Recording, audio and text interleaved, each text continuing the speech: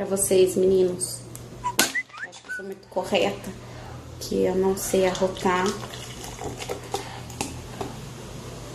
Eu vou tentar, tá? Só vou vomitar, que isso daqui é a terceira caneca.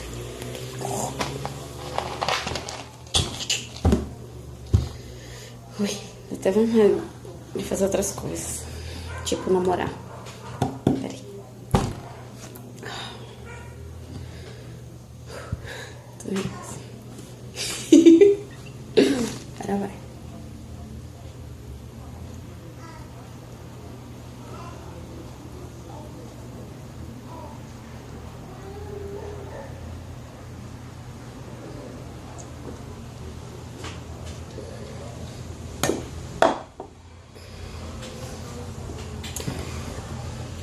Vai.